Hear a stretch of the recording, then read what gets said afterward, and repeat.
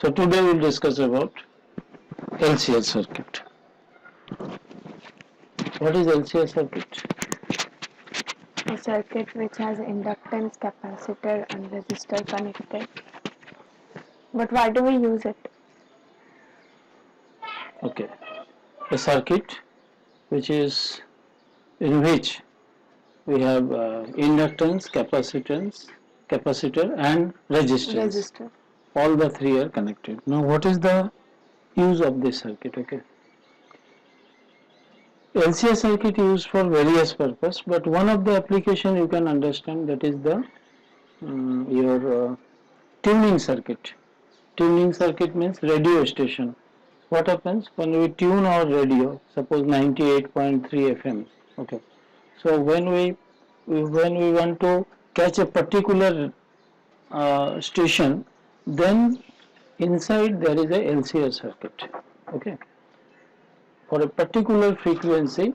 That circuit accept the signal, okay, and it allows to pass through.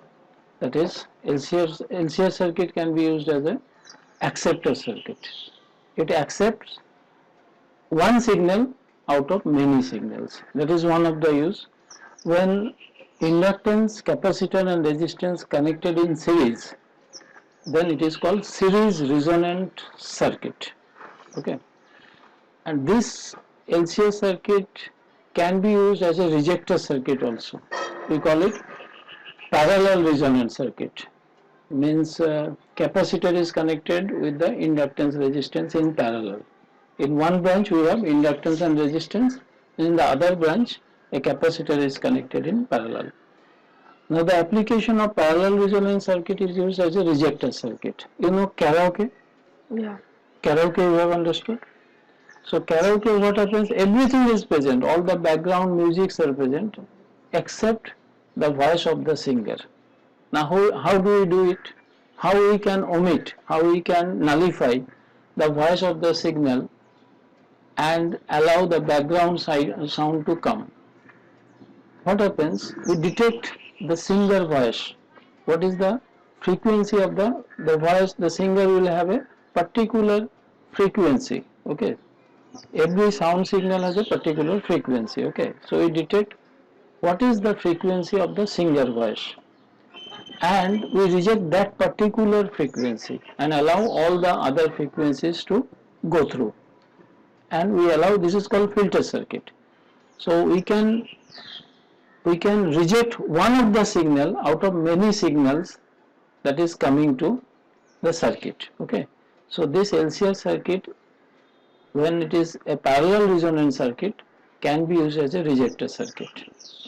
So both for radio tuning circuit we use it as a resonant circuit, series resonant circuit, and in karaoke sort of thing we can use this as a filter, okay, for rejecting one signal out of many signals, both. So let us try to understand what are the components of LCR circuit and how it is used. So as you know, LCR circuit means we have inductance, we have capacitor and we have a resistance. Okay, so these are connected in series with the alternating source.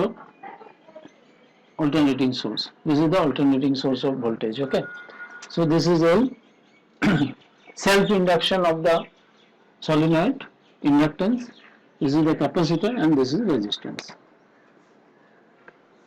Now some of the basic thing you should know, that the applied instantaneous EMF, suppose E equal to EP sin omega t. This is the sinusoidal alternating EMF which is connected with the LCR circuit. What does EP stand here? EP means the peak value of EMF. Sometimes in book, in other books it may be written as E0, like this. E0 means the peak value of EMF. See, this EMF, alternating EMF, varies with time. So when sin omega t is +1, then this EMF is maximum. The amplitude of this alternating EMF varies with time. So the maximum value of EMF on either side, either in the plus sign or in the negative sign, that is called the maximum amplitude of this EMF. That is the peak value, the maximum value of EMF. Okay. So this is our applied AC, applied EMF in the LCR circuit. Okay. Now, what is the potential drop across inductance? It is L into di by dt. Okay. What is the potential drop across capacitance? Q, charge in the capacitor is capacitance into potential. So potential is equal to Q by C. Correct. So potential drop is Q by C. And what is the potential drop across the resistance? I into R. I is the current into R. Now, in inductance, the current lags the EMF by 90 degree. Okay, in AC circuit, there are two parameters. One is your EMF and other is the current. So, in resistance, current and EMF both are in phase. They proceed simultaneously. When current reaches maximum, EMF reaches maximum. But in inductance, the EMF leads the current by 90 degree. Okay. Whereas in capacitor, the EMF lags the current by 90 degree. So we can say in other word also कि capacitor C से start होता है, तो capacitor में current lead करता है EMF से कितना 90 डिग्री. सो करंट आगे रहता है 90 डिग्री. ठीक है, करंट आगे आगे रहेगा और ईएमएफ 90 डिग्री पीछे रहेगा. ओके. सो अगर कैपेसिटर में करंट लीड करता तो इंडक्टेंस में जस्ट ऑपोजिट करंट लैग करेगा ईएमएफ से. सो what is the EMF equation? Very simple. Potential drop across the inductance L di by dt plus potential drop across the capacitor plus potential drop across the resistance is equal to total EMF applied EP sin omega t. This is the EMF equation of this circuit. Now, if we want to find out the current in this circuit, then we have to solve this differential equation. Okay. In your standard, you have a mathematic called differential equation. You can use differential equation method and solve this. There are other ways also to solve this equation. One is J operator method, other is vector diagram method. Okay. So we will use the most easiest method to solve this equation, that is the vector equation method. Okay. So let us represent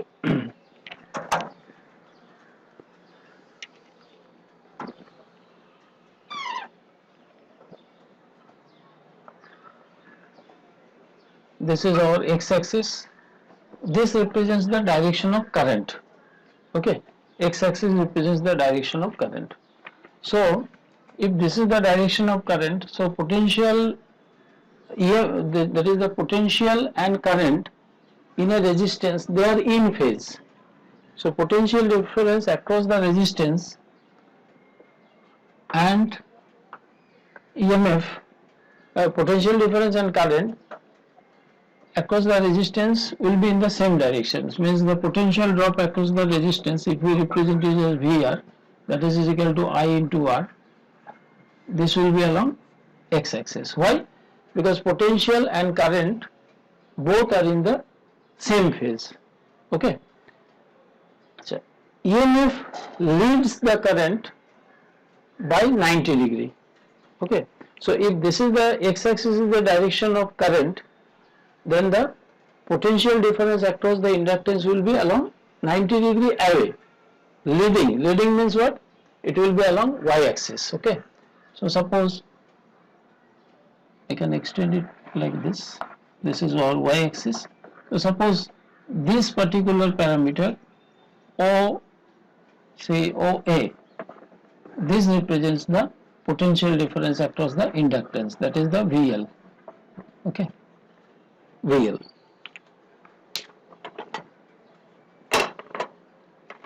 VL is what?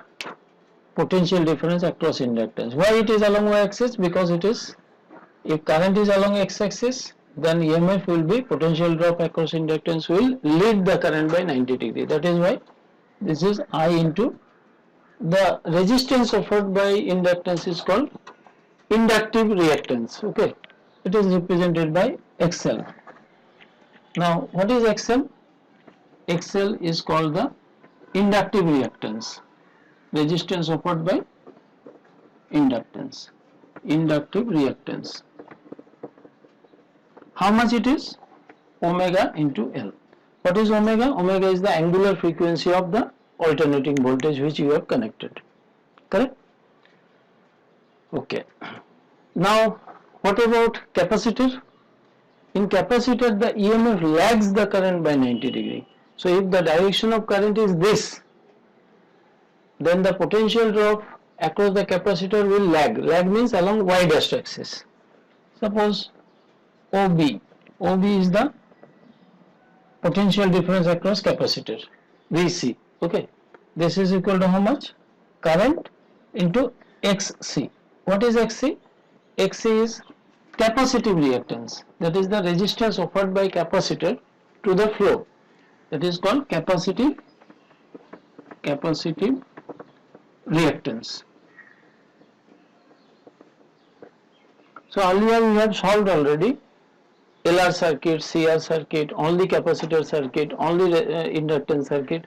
So there we have seen that the resistance offered by the capacitor is given by 1 by omega C. Correct? ये दोनों बिल्कुल different है. देखो ये inductance क्या करता है, अगर एंगुलर फ्रीक्वेंसी ज्यादा होगा तो ये ज्यादा रेजिस्टेंस ऑफर करता है. That is directly proportional. Directly proportional. Whereas capacitor में उल्टा है, फ्रीक्वेंसी ज्यादा है ऑल्टरनेटिंग सोर्स का तो ये कम होगा. Inversely proportional. Inversely proportional. Okay.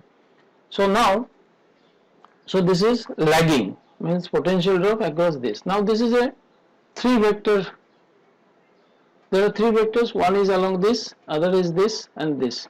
So these 2 vectors are 180 degree away, mutually opposite. Okay. So we can find out the resultant of these 2 vectors by simply subtracting it. चलो IXL मान लो ज़्यादा है तो इन दोनों को subtract करने से OA minus OB करने से suppose मेरे पास E आ रहा, ठीक है. This is suppose OB आ रहा. This is what? VL minus VC, ठीक है, OD.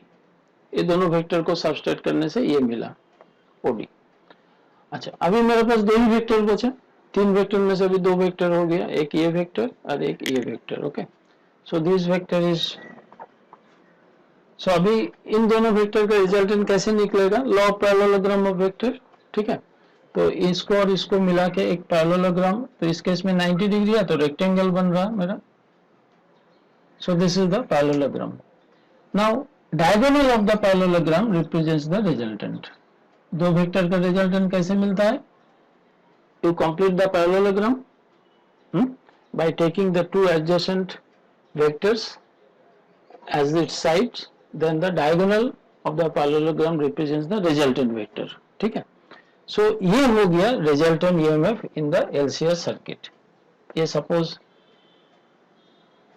इसको मान लो OF नाम दिया है ना. मैं पर्पसफुली C यूज नहीं किया, E यूज नहीं किया, बराबर, क्योंकि C से कैपेसिटेंस इंडिकेट हो रहा है, E से EMF इंडिकेट हो रहा है. So OF represents the resultant EMF in the LCR circuit. So what is it? देखो, रिजल्टेंट पोटेंशियल डिफरेंस मतलब क्या होता है? करंट इनटू नेट रेजिस्टेंस, ठीक है. तो ये जो कॉम्बिनेशन तीनों मिलके जो रेजिस्टेंस ऑफर करता है, इसका एक टेक्निकल टर्म है इम्पीडेंस, ठीक है. इसको G से डिनोट किया जाता है. तो what is the resultant potential? Resultant I into Z. What is IZ? This is the resultant EMF in this LCR circuit. ये कितना होगा? तो ये तो ट्रायंगल है, अभी ये राइट एंगल ट्रायंगल है. So OF square is equal to OA square plus AF square, ठीक है. OF square equal to OA square plus AF square. तो OF कितना हो गया, square root of OA square, OA मतलब IR स्क्वायर, IR का square plus AF, AF मतलब क्या, OD ना, VL minus VC, VL minus VC, ठीक है। So what is OF, I into Z, इसको थोड़ा लिख देते हैं, ये I स्क्वायर IR का स्क्वायर प्लस VL, VL मतलब कितना था, omega L, I into omega L, ठीक है, I into XC, XL, that is I into omega L minus I into XC, XC मतलब कितना हो गया, ओमेगा C। देखो इसमें I इधर भी I है तो I can be taken out, square है तो स्क्वायर रूट के बाहर आ जाएगा, बाहर आ जाएगा, इस I से कैंसिल हो जाएगा। So what will get here, Z equal to root over R square plus omega L minus 1 by omega C square, ठीक है। This is what, this is the net resistance offered by LCS circuit to the flow of AC। इसको क्या कहा जाता है, impedance, impedance of the LCS circuit. अभी discussion अपना चालू होगा यहां से, ठीक है।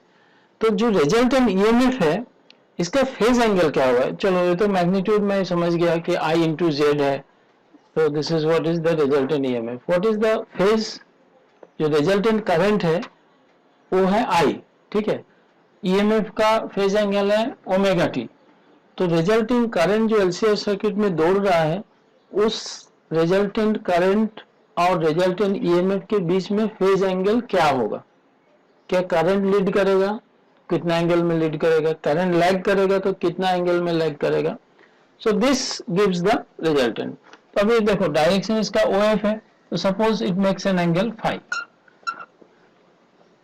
ठीक है। तो tan फाई कितना हो जाएगा, tan phi is equal to P by B, मतलब AF बाई OA, AF मतलब VL minus VC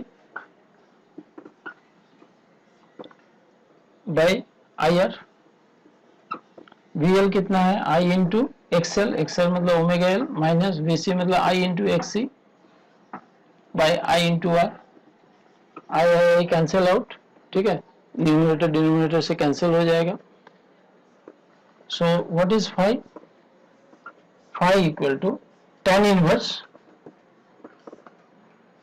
tan left hand side से राइट हैंड साइड में जाएगा तो इनवर्स हो गया omega L minus 1 by omega C by are,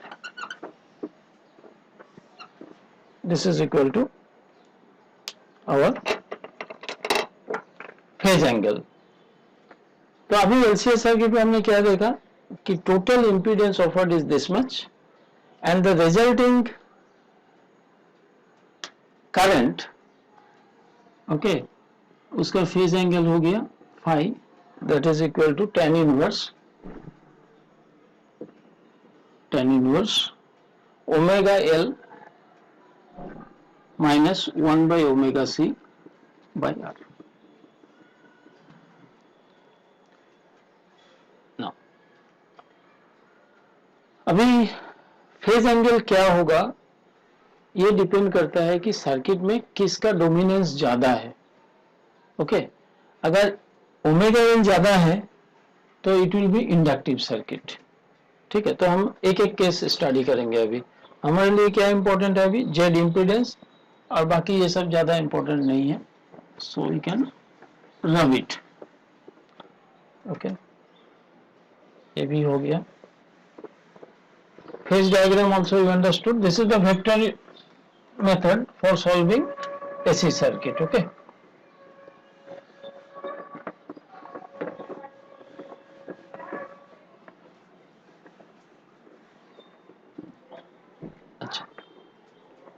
सो एक case ये हो गया, केस 1।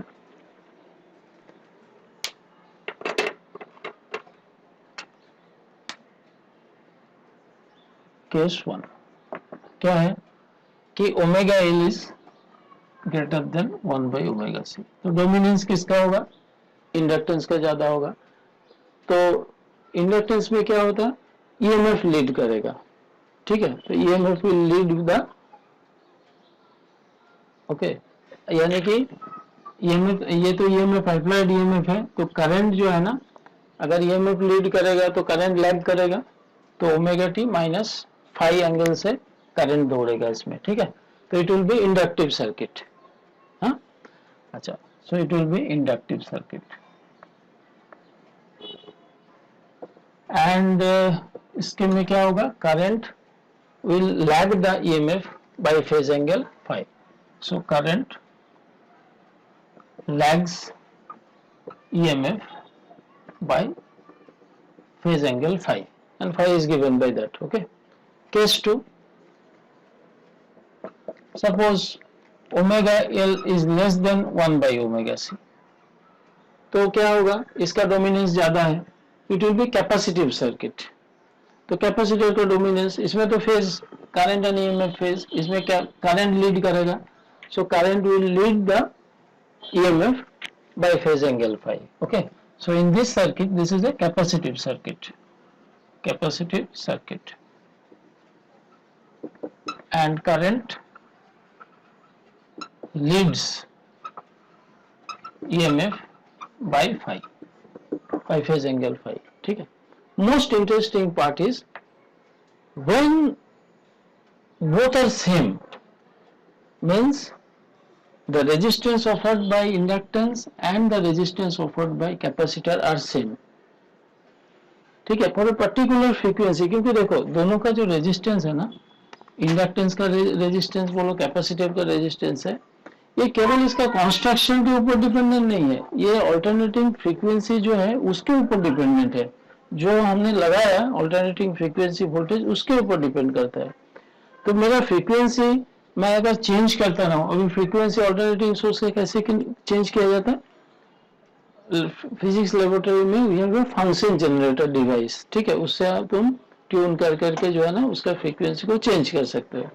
तो जैसे ही तुम फ्रीक्वेंसी चेंज करोगे, एक पर्टिकुलर फ्रीक्वेंसी में ऐसा हो सकता है कि केस 3 कि omega L equal to omega L equal to 1 by omega C. इस केस में क्या होगा? The resistance offered by inductance and resistance offered by the capacitor are same for a particular frequency. उस केस में क्या होगा? देखो ये जीरो हो जाएगा, अगर ये जीरो हो जाएगा तो it will be purely resistive circuit, ये जीरो हो गया तो it is purely resistive circuit, ठीक है। and impedance is minimum, ये Z का मिनिमम वैल्यू कितना होगा? कुछ भी होगा, अगर ये ज्यादा होगा या ये ज्यादा होगा, स्क्वायर के ऊपर आके जेड तो कुछ ना कुछ ज्यादा ही होगा।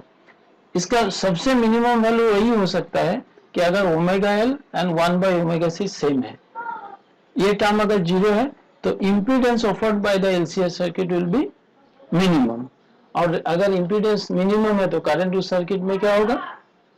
मैक्सिमम होगा, क्योंकि रेजिस्टेंस कम है। इसको कहा जाता है resonance, this is called electrical resonance. Electrical resonance किसको कहा जाता है? इलेक्ट्रिकल रेजोनेंस उसको कहा जाता है जिस पर्टिकुलर फ्रीक्वेंसी में करंट इस सर्किट में मैक्सिमम हो, उसको क्या कहा जाएगा? इलेक्ट्रिकल रेजोनेंस, ठीक है। तो मैं एक काम कर सकता हूं, तो इस केस में अगर omega L is equal to 1 by omega C है, तो इसी इक्वेशन को मैं थोड़ा और आगे बढ़ाता हूं, तो omega square equal to 1 by L C, ठीक है। Omega is the angular frequency, is 1 by root over L C, और किसी किसी जगह पे omega is what? 2 pi f is equal to, this is the frequency 1 by root over L C, और f equal to 1 by 2 pi root over L C. This is called resonant frequency. इस frequency को क्या कहा जाता है? Resonant frequency, okay. तो इस अगर ऑल्टरनेटिंग वोल्टेज का फ्रीक्वेंसी को मैंने ऐसा सेट किया कि इसके बराबर है √1/रेसिप्रोकल ऑफ √LC हुआ, तो उस समय क्या होगा, impedance offered will be minimum and the current in the circuit will B maximum. तो जब करंट मैक्सिमम होगा उसको हम क्या कहेंगे, इलेक्ट्रिकल रेजोनेंस हैज ऑकर्ड। अभी देखो, अभी इसका यूज कैसे होगा, how will you use this, how this LCR circuit helps us. मान लो बहुत सारे फ्रीक्वेंसी, क्योंकि अभी एट ए टाइम बहुत सारे फ्रीक्वेंसी ऑफ वेव्स आ रहा है, फ्रीक्वेंसी को जैसे एडजस्ट करते हैं तो क्या होता है कि एक पर्टिकुलर फ्रीक्वेंसी में वो पकड़ता है, वो पर्टिकुलर रेडियो स्टेशन पकड़ता है। कैसे पकड़ता है, क्योंकि मेरे पास तो बहुत सारे सिग्नल था, सभी रेडियो स्टेशन का सिग्नल आ रहा, तो हम जब वो जो ट्यून करते हैं ना, जब नॉब को हम घुमाते हैं तो उस समय क्या हो रहा, मेरा फ्रीक्वेंसी एडजस्ट हो रहा, ठीक है, और एक पर्टिकुलर फ्रीक्वेंसी के लिए ही वो मैच करेगा, इस फ्रीक्वेंसी में मैच करेगा, एंड देन सर्किट में करंट फ्लो होगा, मैक्सिमम होगा, और उस सिग्नल को एक्सेप्ट करेगा, और वो सर्किट में क्या हो जाएगा, जैसे वो उसको एक्सेप्ट, तो दैट रेडियो स्टेशन हम प्ले कर सकते हैं, ठीक है। So what is resonant frequency, जिस फ्रीक्वेंसी में सर्किट में करंट मैक्सिमम होता है। अगर मैं एक ग्राफ प्लॉट करके इसको दिखाने की कोशिश करता हूं, चलो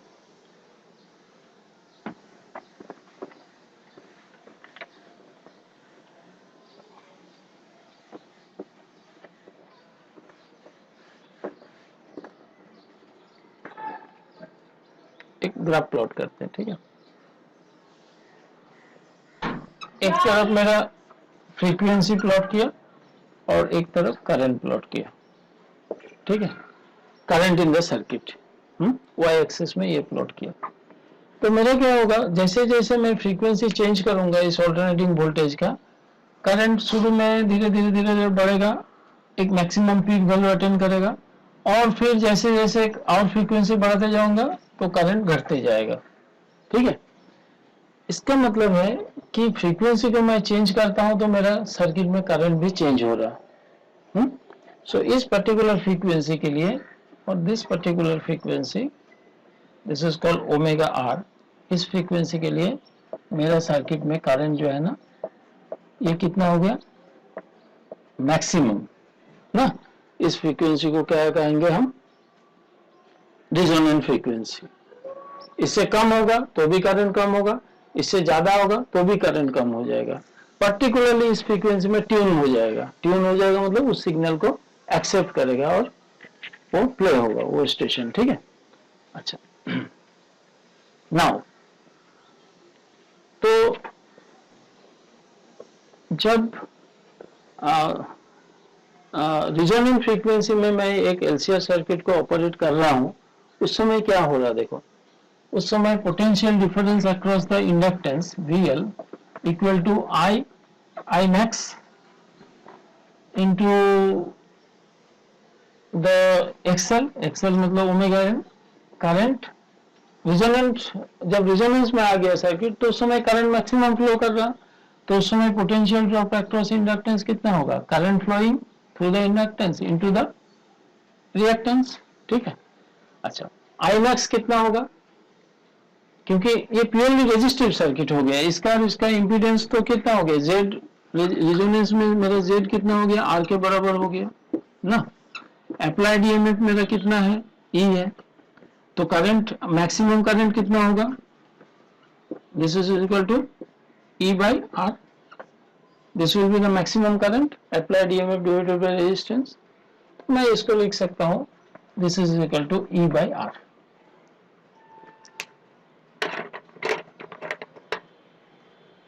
This is E by R into omega L.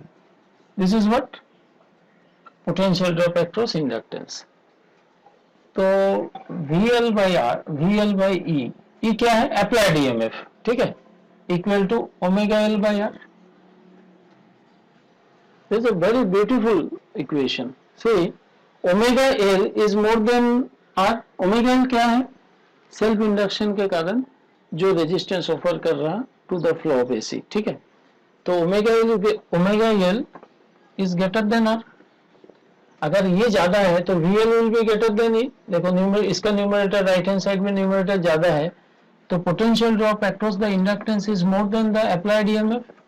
This is possible in alternating voltage.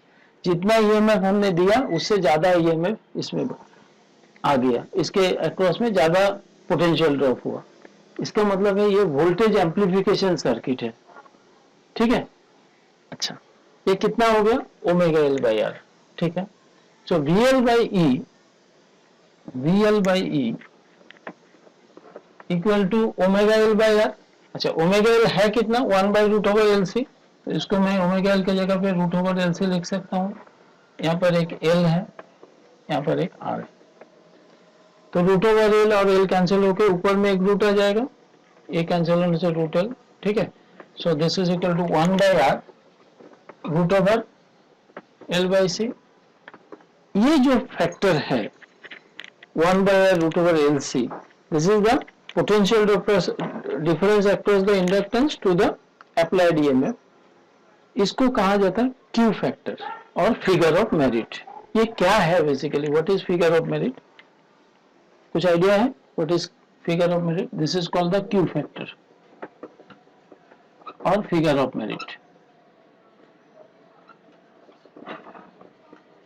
क्या होता है कि जब रेडियो ट्यूनिंग सर्किट में मेरा ट्यून नहीं है तो थोड़ा आगे आजू बाजू का भी स्टेशन का नॉइज सुनाई देता है, बराबर. तो अगर मेरा क्यू फैक्टर बहुत अच्छा होगा तो शार्प होगा, बहुत ही शार्प होगा. ठीक है. लाइक हम लोग बाकी रेडियो चैनल की आवाज शार्पली सुन पाएंगे. बाकी का नहीं, जिसको मैं ट्यून किया उसका. ओके. जिस पर्टिकुलर फ्रीक्वेंसी में रेजोनेंस हो रहा, हाँ. अगर बहुत अच्छा सर्किट नहीं है तो क्या होगा? बहुत नॉइजी होता. तो मतलब आजू बाजू रेडियो चैनल के भी आवाज आएंगे. It's not good. Circuit poor है. हाँ, सर्किट पुअर है. अगर इसका क्वालिटी फैक्टर अच्छा नहीं है तो ये सब होगा. ना, अगर क्यू फैक्टर को ज्यादा करना है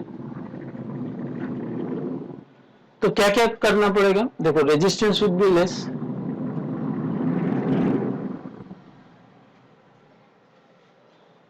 inductance should be high and capacitance should be less. So for a good figure of merit, Q factor अगर अच्छा है तो हमको क्या करना पड़ेगा?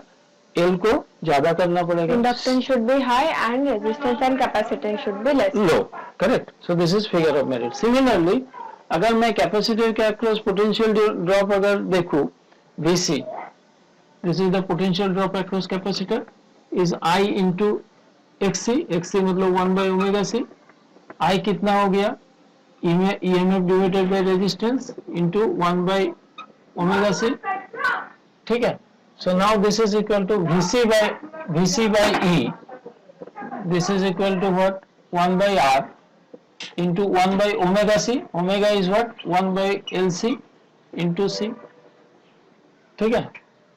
तो चलो ये एक CC कैंसिल हो जाएगा, इसमें √C हो जाएगा, ऊपर में L आ जाएगा. Same thing 1/R into √L/C. This is the figure of merit, that is the potential drop across capacitor to the applied EMF.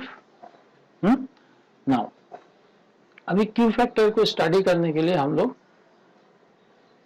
एक और पैरामीटर देखते हैं. उसको क्या कहा जाता है? Sharpness of resonance. What is sharpness of resonance? So for varying resistance, है ना, फॉर वेरिंग रेजिस्टेंस हम क्या करते हैं? ये जो मेरा कर्व है ना, ये वेरी करता है.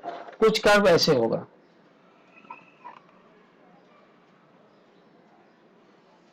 ऐसा कुछ फ्लैट कर्व है, मतलब ये इसका रेजिस्टेंस जब R1 लिया, ये रेजिस्टेंस R2 है, ये रेजिस्टेंस R3 है. रेजिस्टेंस बढ़ने से क्या होगा? क्यू फैक्टर का वैल्यू कम होगा. ठीक है. ये R2 is more then R1, R3 is more then R2, ऐसा है. तो देखो, मैं रेजिस्टेंस खाली चेंज किया और फ्रीक्वेंसी के साथ साथ मेरा जो वेरिएशन ऑफ करंट है ना, वो चेंज हो गया. अगर मैं ये वाला कर्व कंसीडर करता हूं, तो अगर मैं रिजोनेंट फ्रीक्वेंसी से थोड़ा सा पीछे गया ना, फिर भी उतना करंट होगा. थोड़ा सा आगे गया तो भी इतना करंट होगा. मतलब उस टाइप का जो ट्यूनिंग सर्किट है ना, तुम आगे आजू बाजू घुमाओ लेकिन नॉइज आते रहेगा, मतलब बराबर मैच नहीं करेगा, आजू बाजू का भी पकड़ेगा, ठीक है। लेकिन इसमें देखो, अगर इसको देखो थोड़ा सा मैं इतना गया ना तो शार्पली ये डिक्रीज हुआ, देखा इतना कम हो गया करंट। जैसे मैं फ्रीक्वेंसी को थोड़ा सा ये किया, ये फ्लैट नहीं है, ये शार्प है।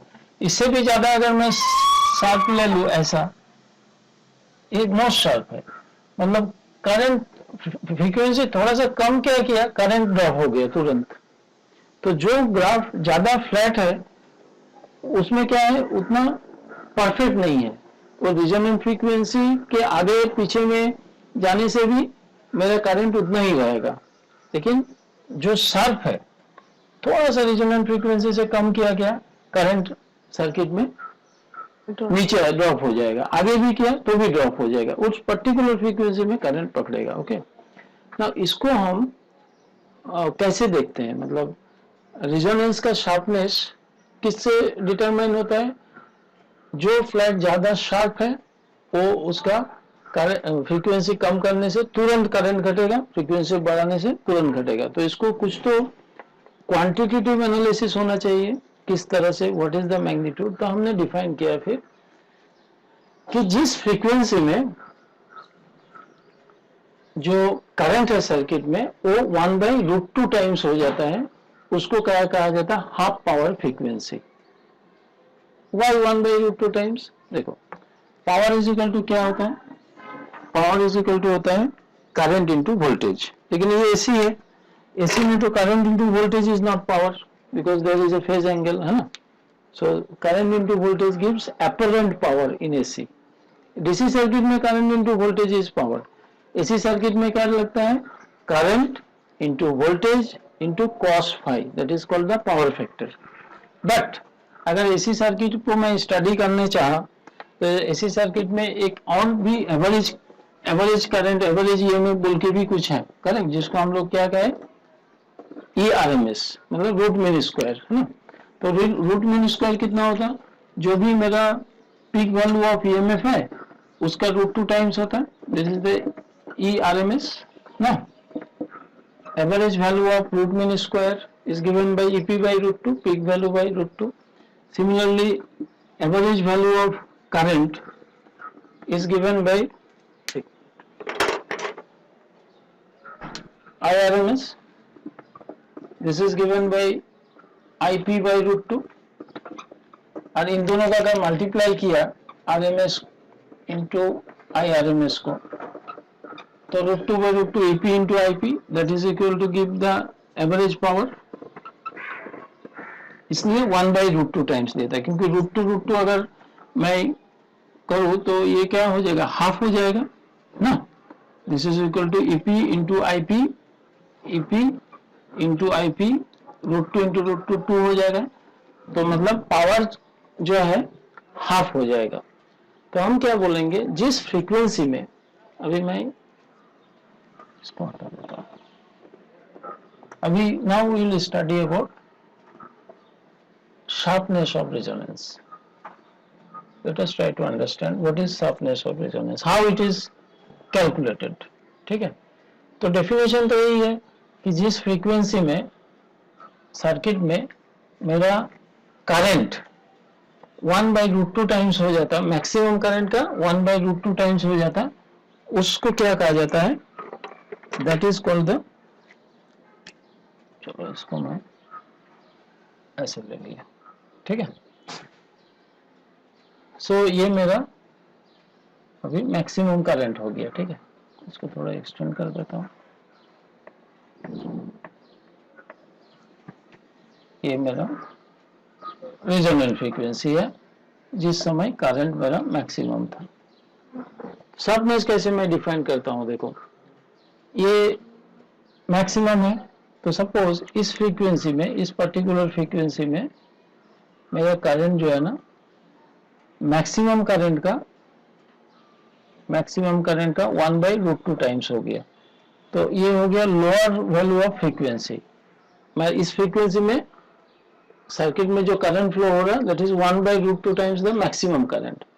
सिमिलरली इस टाइप का इतना ही मैग्नीट्यूड वाला करंट मुझे और एक बार मिलेगा जब मैं फ्रीक्वेंसी को बढ़ाऊंगा, बराबर ना।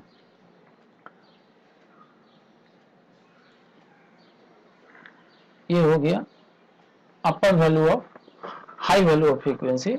इतना फ्रीक्वेंसी होने से भी क्या हो जाएगा, मेरा करंट सर्किट में मैक्सिमम करंट का 1/√2 टाइम्स हो जाएगा। ये जो गैप है ना, ये जो बैंडविड्थ है, इसको कहा जाता है, this is the measure of sharpness. ठीक है, that is omega H minus omega L. These are called half power frequencies. This width gives is measure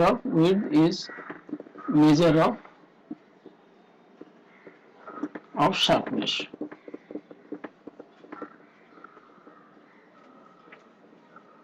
कैसे? अगर मान लो ये width ज्यादा है, इसका मतलब कर्व मेरा फ्लैट है। कर्व अगर फ्लैट है तो क्या हो जाएगा, width ज्यादा होगा तो it will not be very sharp. ठीक है, अच्छा जिसमें width कम होगा, मान लो एकदम बहुत ही शार्प ऐसे, तो हाफ पावर फ्रीक्वेंसीज का बैंडविड्थ भी कम होगा, तो उस समय क्या हो जाएगा, द सर्किट विल बी, उसका क्यू फैक्टर ज्यादा होगा, उसका शार्पनेस भी ज्यादा होगा। ठीक है,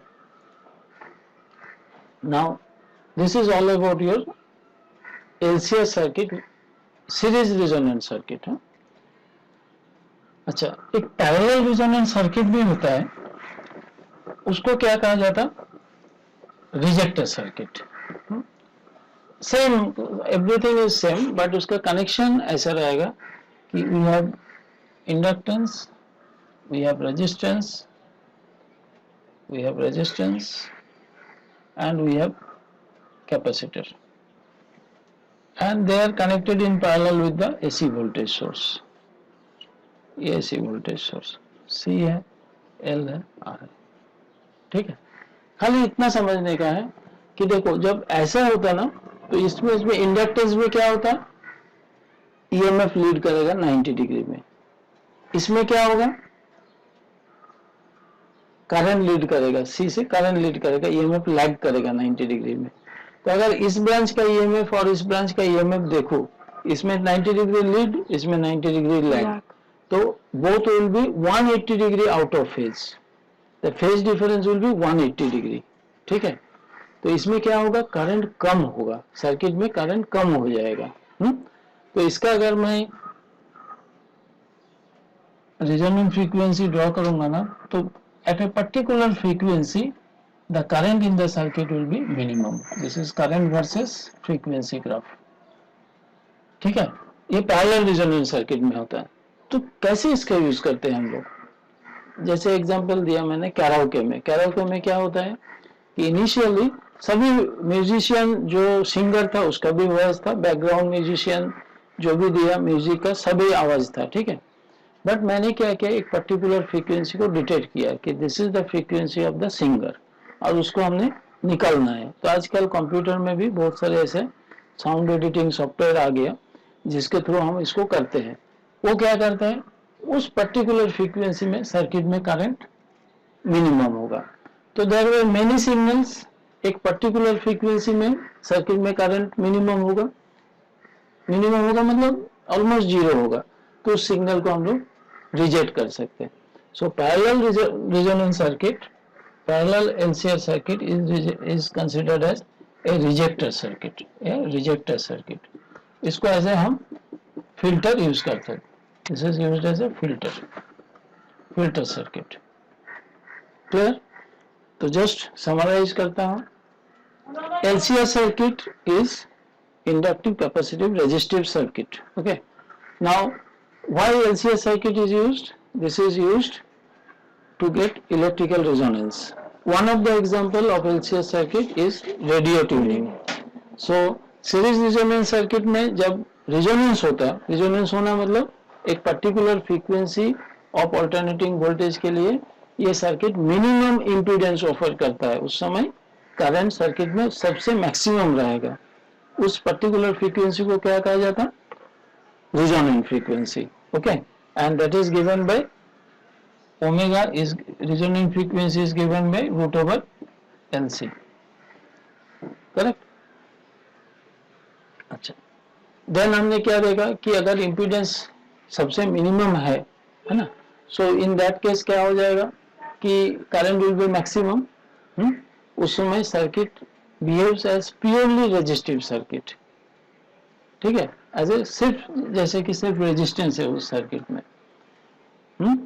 अच्छा, फिर हमने देखा कि what is Q factor of the circuit.